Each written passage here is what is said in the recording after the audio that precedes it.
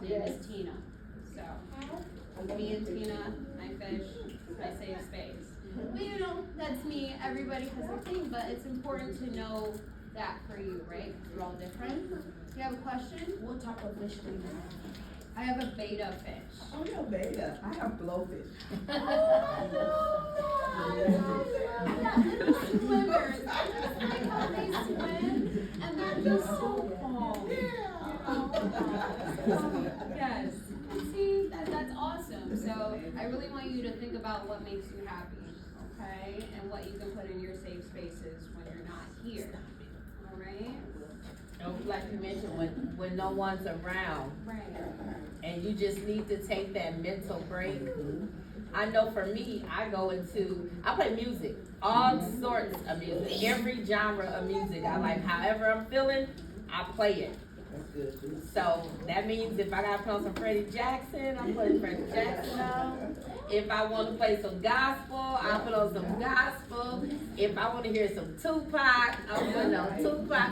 Whatever I'm feeling, but I create my happy space. And I just want to say for my sleepers, who said their safe space is sleeping in bed, that means you are big dreamers, right? You are dreaming big when your eyes are closed. So make sure we're chasing those dreams, right? Dream big. The biggest dream you can think. Whatever you want to be, whatever you can do, dream big. And then when you wake up, do whatever you can do to get there. Because if you're sleeping, you're sleeping for a reason, all right? Because you're dreaming. So everybody in here has a purpose. Everybody in here has a superpower. And I know it sounds cliche, but all of us do. Your superpower is what you do best with the least amount of effort. Okay? And some you might go to school to learn it, or you might just have it. We all, we're all different. But just get in touch with yourself and just whatever you do the best with the least amount of effort, that's your superpower. And it could just being kind, because not everybody can be kind, right? So if you're good at being kind, you be the best kind person you can be, right? So you just be the best yous. And, I'm so happy I got to meet all of you today and do this activity. So, Do you guys know what it means to be kind? No? So what does it mean to be kind? Xavier? to be genuine. Genuine. So what happens when you wake up, Nigel? You want to add to that? Telling somebody when they're doing something wrong. All right, that can be kind in a nice way, right? Being nice to others. So how many of you know that that's part of your mental health as well as someone else's mental health? So as we come up here and we're talking about the importance of maintaining your mental health, you also have an obligation to make sure that you don't damage anyone else's mental health by the words you speak or the things you do to them. Because how many of you know that God allowed each and every one of us to live different lives? And some of us have experienced a lot of fun in life, and some of us have not had a lot of fun in life. How many of you know a lot of children at your school may have experienced a lot of fun things in life? But some children probably have not experienced a lot of fun things in life. And so sometimes they may have what we call a bad attitude, or we may say they are the bad kids, right?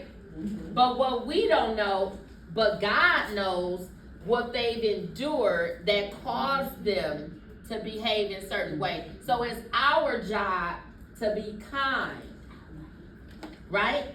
It's our job, because we don't know that one thing. I say this to my students all the time. It's that one word you can say to someone that can cause them to hurt themselves, right, or to hurt somebody else.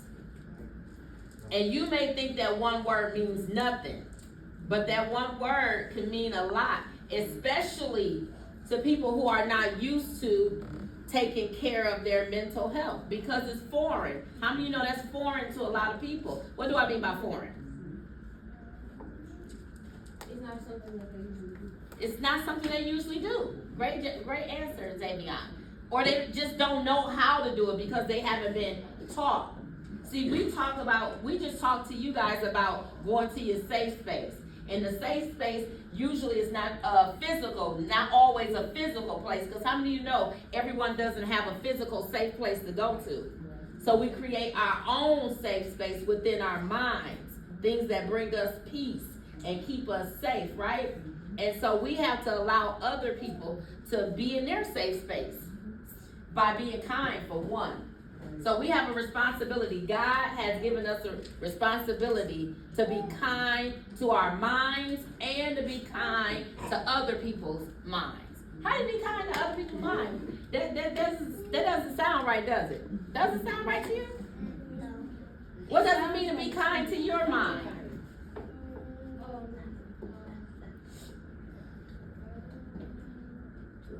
Xavier got all the answers this thing. Xavier. Yeah, treat your mental health well. That means, guess what? If you need a break, what should you do? Take a mental break. Some of you said going to sleep. Sometimes when I need a mental break, guess what I do? I go to sleep and I ignore my phone. I get off of social media. I tell my children, my husband, everybody leave me alone. Don't call me, don't nothing. I just take a break. Because guess what? Only you know when you need a break. That's right. Right? And children need a break.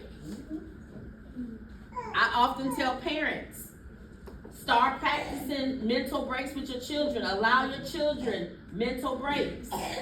I call my daughter to school sometimes. Sometimes my daughter don't know when she need a break, but sometimes I do know when she need a mental break. Because she's going to volleyball, she's doing this, she's doing that, she's taking tests, and it's just a lot. And I have to tell the school, Mia Moore's staying home today because she's taking a mental health break. And she's like, I don't want to stay home. I like, you need a break. I had one of my K4 students, I asked him about coming to summer school, and he said, no, I'm not. And I said, are you going to miss your friends? He said, no. And I said, you don't miss your friends? He said, no. He said, I need a break. Yeah. And that's true. Yeah, he said you need a break. Yeah, you need a break from everything.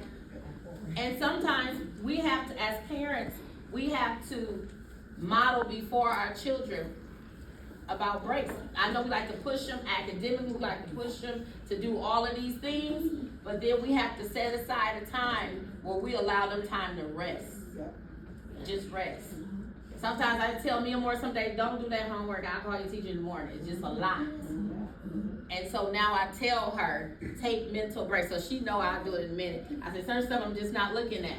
I have parents call me and say, my daughter said you didn't grade. I said, listen, I'm taking a break. I will grade those papers. Give me about a week or so, and I will grade those papers because it's a lot. Yeah, it is a lot. And especially for teachers, they just throw, especially at the end of the year. I'm taking a break, and I don't care if I tell people that. I tell the principal or anybody, I'm not coming in today. I need a mental break. Because if you don't do it, guess what? It's going to be a problem for you later on. And it's going to be a problem for somebody else later on. That's true. Daryl, I teach middle school ELA, but I've taught high school English. I taught kindergarten through first grade for 13 years. Then I went on to teach middle school ELA, and I taught high school ELA. And so I've been taught everything. I've been teaching 20-some years. What are ELA? Oh, English language arts. Yeah. So English language arts, right? And so yeah, so we have to all, and it's okay to tell your parents. Maybe y'all can teach y'all parents and say, I need a mental health break day. Now they ain't gonna let you take them every day. But even remember what Shauna just said, going into your safe space. After work every day, I go downstairs and I play some music. And everybody know when I'm got my headphones on and I'm in this certain room with my candle lit, don't come messing with me. Cause yep, I love listening to music, and I've been that way since I was a little girl. I would go in my room, put my headphones on, and that was my peace of mind. And so we have to learn to do that as children, because what happens when we don't? What happens when you just feel like everything is going wrong and you're stressed out You get angry. And sometimes children don't know what to do with their anger. And what happens when you don't know what to do with your anger? Bad stuff happens. You get in trouble. Because usually you express your anger in a not so good way. And guess what happens? You get in trouble. And then you just added more things to your plate, okay? We're going to have a break in about, we'll give you about a 5-minute break. Ooh, yeah. Good thing. Good. Want to go, Audrey?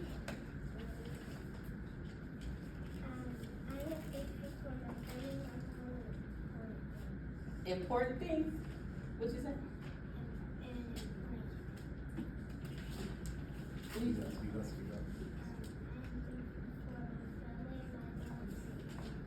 Oh, important things in your life. Okay, all right. Oh, you sound like a businesswoman, huh?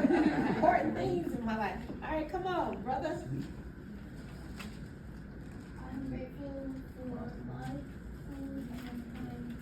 That's good. Okay. Good job. Come on, Xavier. I'm grateful for my family, my shelter, and food. Oh, yes. Yeah. Good. Because some people don't have those things. Believe it or not, some people don't have those things, and sometimes we take them for granted. And God had to remind us that we have those things, and we should be grateful for them. All right, honey, what's your name again? Dariana. Want to share out?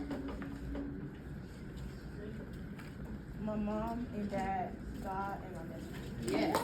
Yes. Yeah. What's your name again? Different colors. Art, you are intelligent, you are beautiful, and that goes for all of you. Okay? Let me grab some glasses.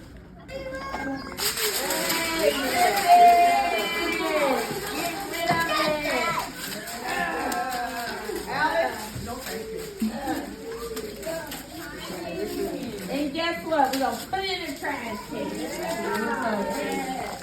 Good job. Good job, y'all. Good job. Yeah. That's good. That's good.